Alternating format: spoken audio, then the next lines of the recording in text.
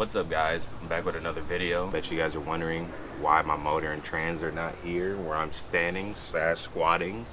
But hey, one's a G-swap. So basically over the course of 2 days, I have taken out my engine and transmission. The transmission should be getting sold tomorrow, and the motor, I don't know what I'm gonna do with it. I'm probably gonna end up scrapping it or something because it's only a 305 and you really can't do anything with those. But yeah, I didn't actually film it because it would have taken too long, the whole process of it, and I managed to get it done in 1 day.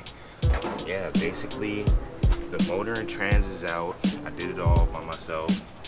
I was gonna get help because there's certain areas you would probably want to get help with, so you have somebody underneath that's watching, guiding, and everything to make sure everything. And then there's also areas of it where like you want to make sure you're not hitting this. You have somebody to basically you handle the trans section, you have to know the motor section and taking off everything before you yank it out. That way you don't break any of these connectors and stuff off. Easy pull. Only difficulty that occurred was getting it to disconnect from the torque arm bar, which is a pain because you have to unconnect the linkage and pop it through the grommet at the top, pull everything off, and then you want to yank on it so it can pop out the rubber boot that it's in. That way you don't have to take out the torque arm completely. I took off some of the bolts on the torque arm so it can flex down and up a little bit better. That way when I yank it out, it's already wiggled out already and it just yanks out. So basically, first things first, my plan of attack when I had disassembled this, you want to take out, well, first off, you want to take off the compression clamp for this radiator. There's O2 sensor. You want to disconnect the power steering pump like this.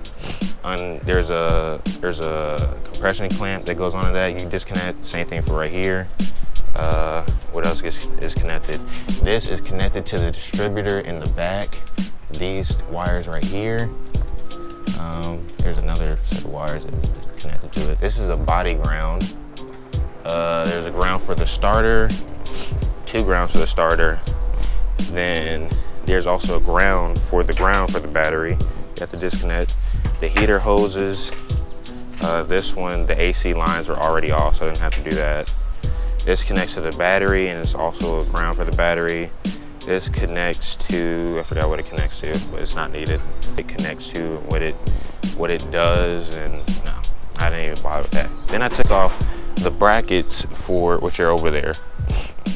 Basically what this does is it holds the radiator in and it acts as a shroud for the fan, and you take the radiator out. Okay, once you do that, then you have to go over here. Even though this is not in complete order, but I would suggest doing this first before anything. You have to go in here. Don't mind the inside. I have to, so with the door, this bolt, it's cross-threaded bad and it's metal shavings on the back, so I got to get another one of these slide brackets. The linkage, as you can see, goes from this hole right here. Is this hole right here. It goes down to the transmission and it connects up to this slot right here. I don't know if you can see that right there. And there's a little pin. You pull out the pin, you take it off the clip, and you push it down the hole. Other than that, it's going to get caught up on that wire.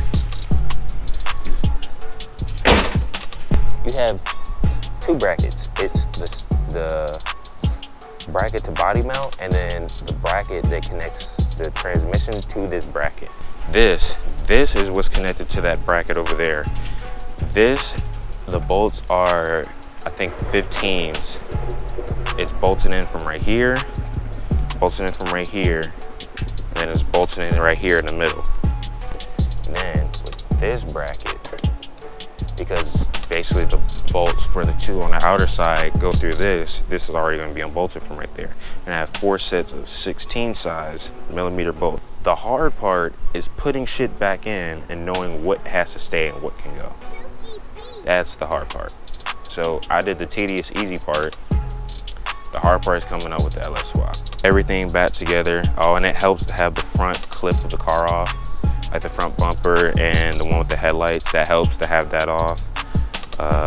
That way you can get the hoist a little bit further in.